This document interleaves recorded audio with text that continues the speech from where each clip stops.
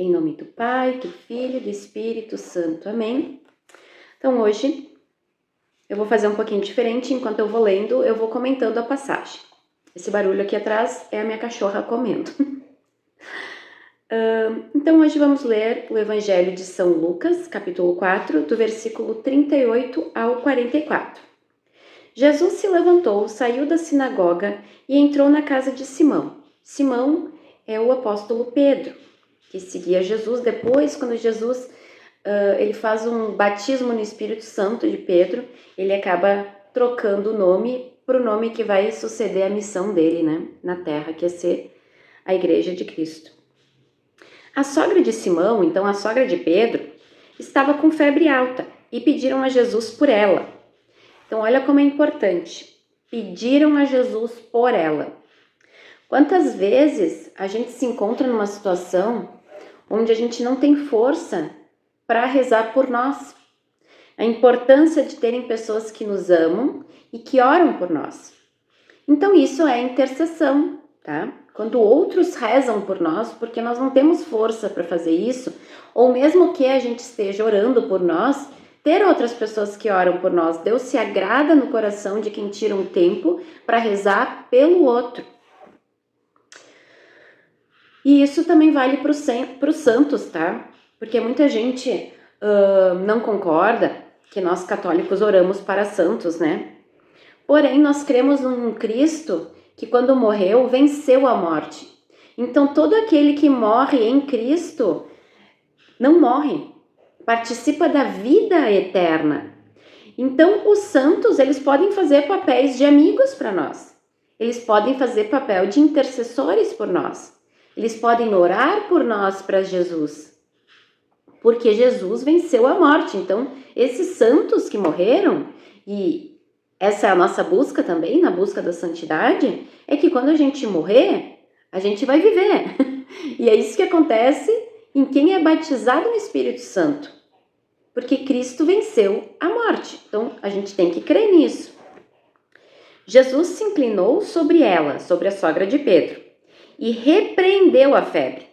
E a febre a deixou. No mesmo instante, a mulher se levantou e começou a servi-los.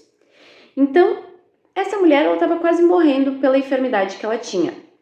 Jesus repreendeu essa enfermidade. Então, Jesus, ele tem autoridade sobre tudo na tua vida, sobre o bem e sobre o mal. Então, por isso que a gente não deve murmurar, até pelos males que nos acontecem. A gente tem que orar para ter discernimento e para ter auxílio de Deus para sair daquela situação. Porém, Deus tem autoridade de tudo na tua vida, tanto do bem quanto do mal. E eu acho incrível essa parte que diz assim, no mesmo instante a mulher se levantou e começou a servi-los. O que tu faz quando tu recebe uma graça de Deus?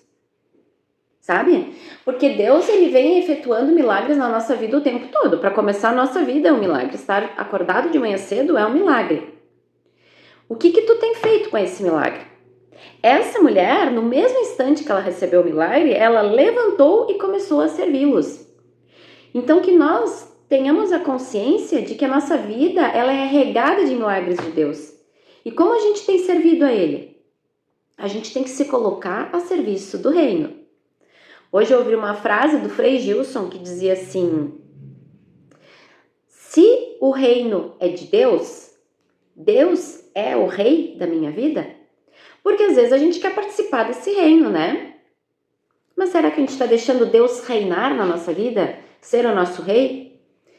E o que o rei faz? O rei dita as regras, dita as normas. Tu está deixando que Deus seja o rei da tua vida?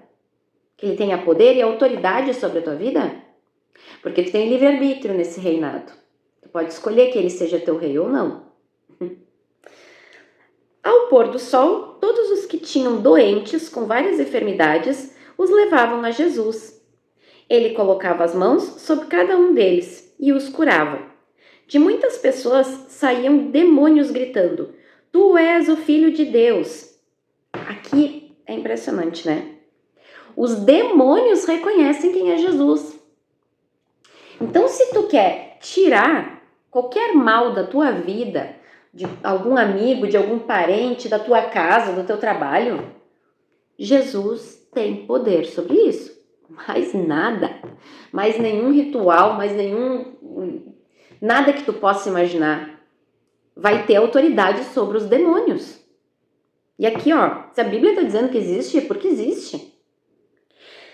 E às vezes a pessoa diz assim, ai, mas eu sou uma pessoa de fé, né? Gente, o diabo também tem fé. Não basta ter fé.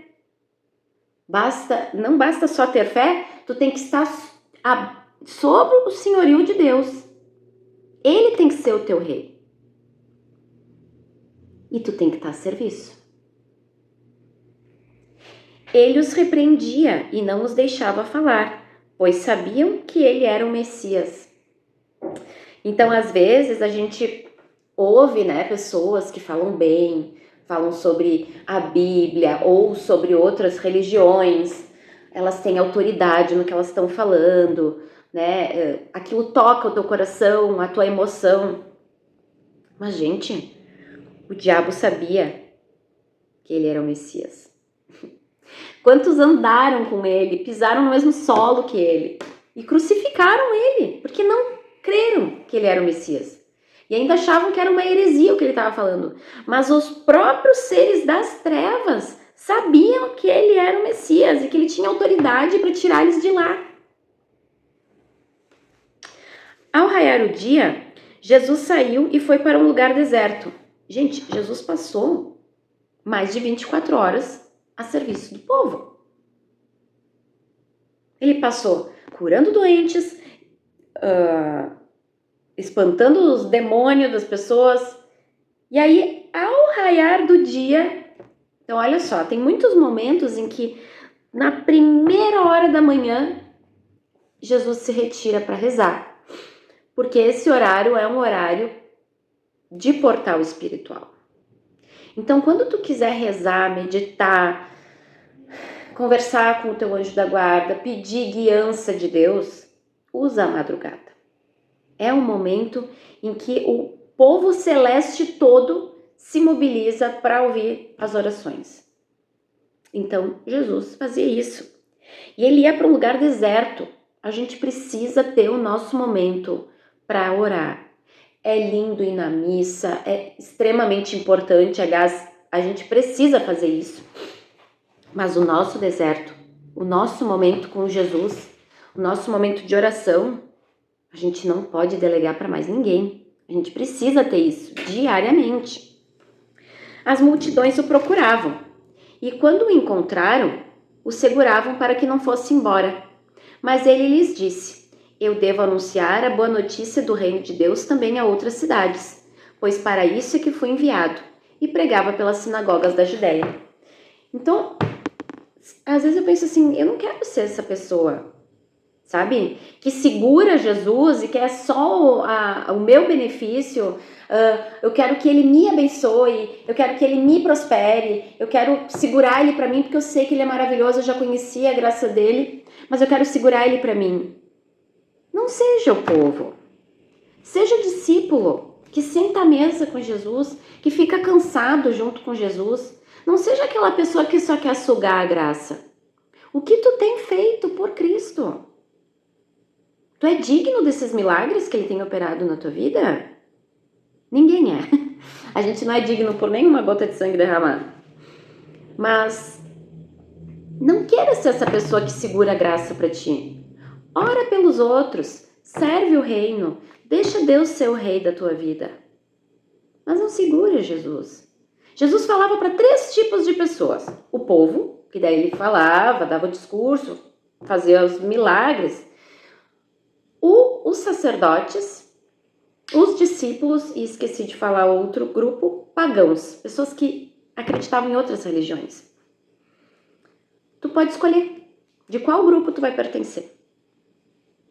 Eu quero de coração ser discípulo. Eu quero que quando Jesus diz assim, eu devo anunciar a boa notícia do reino de Deus também a outras cidades.